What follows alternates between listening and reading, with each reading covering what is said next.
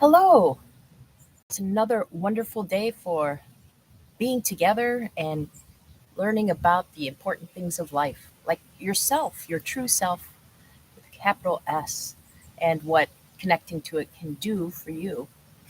Through the lens of the Bhagavad Gita, we are exploring this topic for a whole year, and this is a very special day of the year. And before I forget, I'm dedicating today's practice to Meredith and to Heather. May your healings be smooth and successful. So today is a very special day. It's a new here where I am. It's the new moon. It's Halloween or All Hallows Eve. It's Samhain, and it's also in Diwali, which is a celebration of light. And it's an important day of Diwali, actually. It's Lakshmi Puja Day, celebration of abundance. And this got me to thinking because I found it interesting. Halloween is about being scared and it's dark, and Diwali is about the light and light overcoming darkness. And the idea that light and dark are enemies, opposed, that's really not borne out so much in literature, spiritual traditions. Um, so, just to go over some other traditions, um, in the Judeo-Christian tradition, it's interesting because the light bearer is punished, and this happens so often. We say light is good, and we crave the light in our lives, but those who bring the light in whatever form are punished. So, for example, Lucifer, the morning star, was said to be second only to the great divine God in brightness and beauty, and that caused him pride, so he was cast out and sent to the darkest pits of hell. And in Greek story, there's the myth of Prometheus, he was a titan who brought fire to the people. And because he dare shared this light, he was punished with. If you're not familiar with the story, it's pretty horrific. He's chained to a rock. It's said even today. And every morning, an eagle comes, lands on him, and eats his liver, which regenerates during the night. So, man, those Greeks were original with their punishments, man. And even in native stories, indigenous stories of this continent that I'm on, um, the idea of Raven was a white bird, and there was a lot of darkness. And Raven took pity on the people, he took pity on nature. And there are a lot of different variations to this story. So if it doesn't match yours exactly, I beg your pardon for that. Uh, but Raven made it a point to go up into the sky and to steal the sun and come back down. And the person from whom he stole the sun was not happy. And it said that Raven turned black because of carrying the sun and that his claws shriveled up because of the intensity of the heat. And Raven, in a lot of stories, is also known as the trickster, right? Don't trust Raven. So there's this idea often that there's an opposition. For example, in Christianity, in which I was raised, the idea of there's you choose light or the dark, and they're in constant war. And Jung built off this in his studies of the Eastern traditions that within us we have a shadow side, each of us, and we're always at war with it. And he says we have to embrace that shadow or we don't reach our full potential. And that's what's happening here in the Bhagavad Gita. Krishna, the name literally means dark, and Arjun's name means clear or light. And they are the best of friends. And it's only when the light of Arjun embraces the help of the dark from Krishna that he can win the war, the outer war to set the world around him back into balance, and the inner war to find his joy. I think especially today, I think that might be a message to look at because we do tend to divide things into black and white, light and dark. This is good and this is bad. and we have to embrace one and ignore the other. And that, according to many traditions, just only makes us weaker. And I'm also thinking about light and dark. I'm mentioning this now for those of you who do not live in this time zone or in this area. So if everything kept going as it were, I'd be talking to you in the dark in very soon. I mean, darkness. The sun would not have risen yet. So we have this thing here. The daylight savings time ends, and we have a time change coming up Sunday night here. So from that point forward, I'll be on an hour earlier if you do not also change times at on that day. Just to let you know, if you tune in and go, why? How did I miss it? Okay. So time, the light and the dark. I said it was going to get dark, and part of me loves solstice because that's when the light comes back, and it gets in some parts of the world. It's no light for days or even months, and then it comes back. I have a friend who lives near the equator who has told me that actually for them it's very strange being near the equator, and every day is 12 hours long and every night is 12 hours long, and people get up early and they're going at a time. Here in this country we'd be like, are you why are you up that early? But then by the time it's night they're done, and it's something to get used to, and not something that, as someone who comes from a place where the days get longer and shorter, it's just fascinating.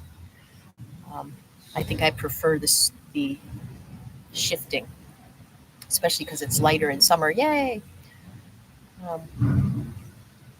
So yes, this exploration of light and dark. Can you? Because this is something we do.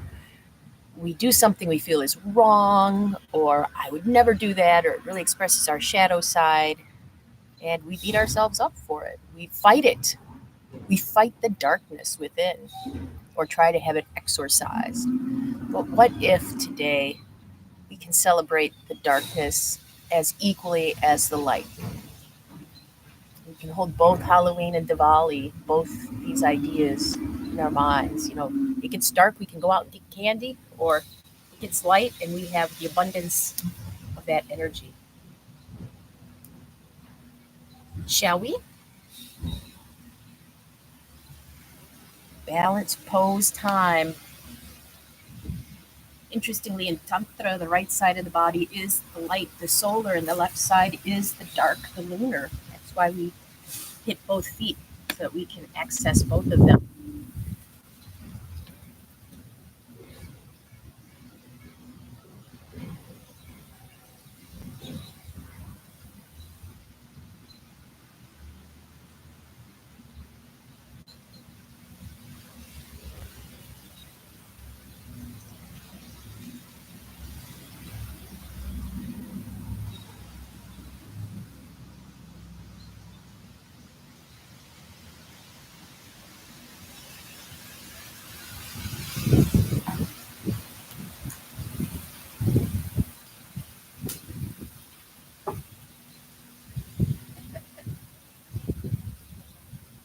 Switch.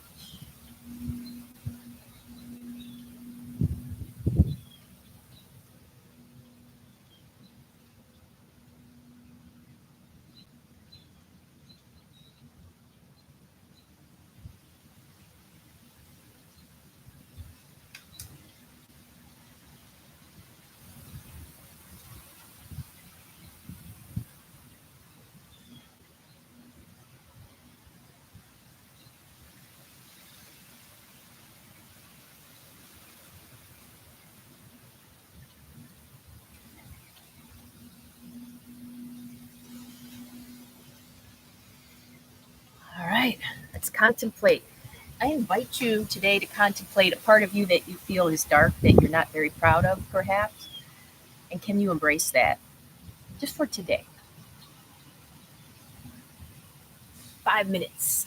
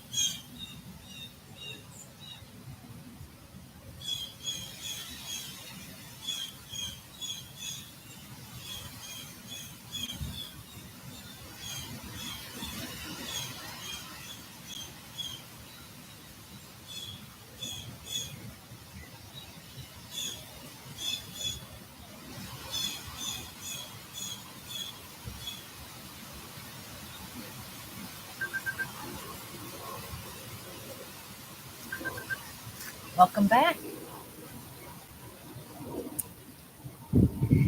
It is unseasonably warm here, but these are the winds of change blowing, and you may see a very different day tomorrow.